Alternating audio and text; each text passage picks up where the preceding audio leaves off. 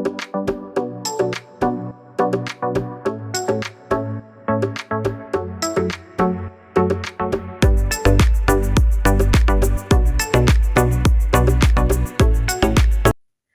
Guys! இன்னைக்கு நாங்க பிகினர்ஸ்க்கும் ஈஸியா செய்யக்கூடிய மெத்தட்ல களியா தான் செய்ய போறோம். என் உம்மோட ஸ்டைல்ல நான் இன்னைக்கு களியா செஞ்சு காட்ட போறேன். இது வந்து ஸ்ரீலங்கால இருக்கிறவர்களுக்கு உண்மைக்கும் ஒரு பரிச்சயமான ஒரு ரெசிபின்னு சொல்லலாம். வீடியோவை ஸ்கிப் பண்ணாம பாருங்க. களியா செய்கிற எல்லா ஸ்டெப்பும் இதில் நான் உங்களுக்கு கொடுத்திக்கிறேன். வாங்க வீடியோக்குள்ள போகலாம். இதுக்கு முதல்ல தேவையான பொருட்கள் என்னென்னு கேட்டால் வெங்காயம், தக்காளி, கருவேப்பிள்ளை, அடுத்தது ஈரல், இஞ்சி, கிழங்கு, வாழைக்காய், கத்திரிக்காய். நான் இதுக்கு வந்து இந்த தேங்காய் பால் பேக்கெட் தான் சேர்த்திக்கிறேன். கொத்தமல்லி தூள், அடுத்தது மஞ்சத்தூள், மிளகாய்த்தூள், மாசி, அதோட உப்பு. இதெல்லாம் தான் தேவையான பொருட்கள். இப்போ வாங்க எப்படி செய்கிறேன்னு பார்ப்போம். இதுக்கு வந்து நான் முதல்ல வாழைக்காயை சின்ன சின்ன இது மாதிரி துண்டுகளாக கட் பண்ணி எடுத்துக்கிறேன்.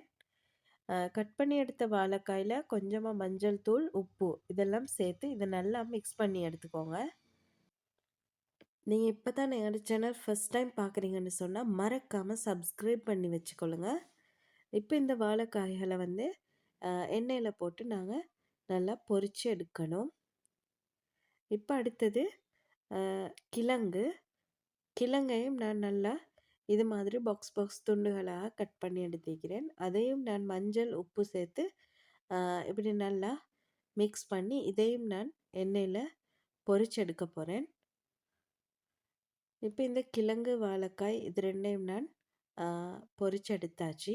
அடுத்தது கத்திரிக்காயும் நீங்கள் வந்து இது மாதிரி சின்ன சின்ன துண்டுகளாக கட் பண்ணி மஞ்சள், உப்பு சேர்த்து இதையும் நல்லா மிக்ஸ் பண்ணி எடுத்துக்கோங்க. மிக்ஸ் பண்ண கத்திரிக்காயை நீங்கள் எண்ணெயில் போட்டு பொரிச்செடுங்க. இப்போ நான் வாழைக்காய், கத்திரிக்காய், அடுத்தது கிழங்கு இது எல்லாத்தையும் நான் ஒன்றுக்கா பொரிச்செடுத்துக்கிறேன்.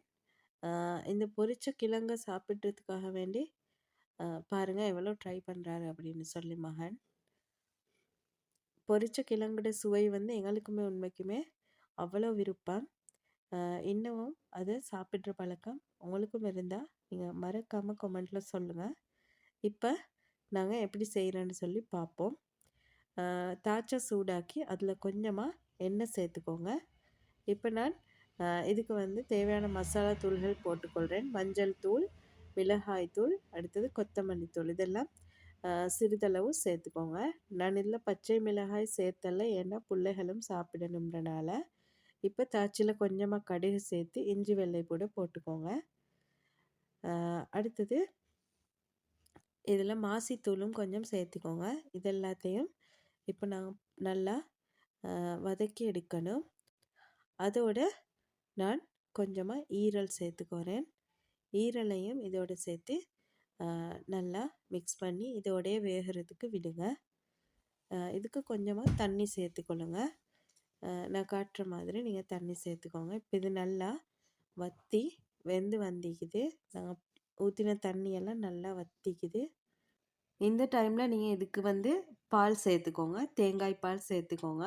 நாங்கள் இதுக்கு வந்து தேங்காவை திருவி தான் பால் எடுத்து சேர்த்துக்கொள்ளுவோம். அப்போ வந்து சுவை இன்னும் நல்ல ஐக்கியம். ஆனால் தேங்காய்க்கு இப்போ கொஞ்சம் தட்டுப்பாடு நிலவுறதால நாங்கள் வந்து இந்த பால் தான் யூஸ் பண்ணுறோம். இப்போ இது வந்து நல்லா கொதிக்குது. இது நல்லா கொதித்து வர இந்த டைமில் வந்து நீங்கள் இதுக்கு நாங்கள் பொரித்து வச்சுருந்த கிழங்கு, அடுத்தது கத்திரிக்காய், அடுத்தது வாழைக்காய் இது மூணையும் இதோட சேர்த்திக்கொள்ளணும். யாருக்கெல்லாம் களியா பிடிக்கும் அப்படின்னு சொல்லி மறக்காமல் கமெண்ட்டில் சொல்லுங்கள்.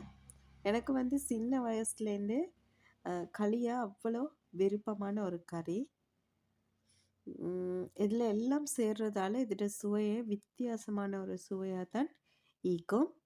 நீங்களும் மறக்காமல் இந்த மெத்தடில் ஒரு முறை ட்ரை பண்ணி பாருங்கள். உண்மையிலே அல்டிமேட்டாக இருக்கும். பயப்படாமல் சொல்லலும் இந்த ரெசிபி உண்மைக்கும் சூப்பராக வரும். யார் செஞ்சாலும் சூப்பராக வரும். நீங்களும் ட்ரை பண்ணி பாருங்கள். இந்த வீடியோ பிடிச்சிருந்தா மறக்காமல் லைக் பண்ணி ஷேர் பண்ணி சப்ஸ்கிரைப் பண்ணிக்கொள்ளுங்க. பாய்.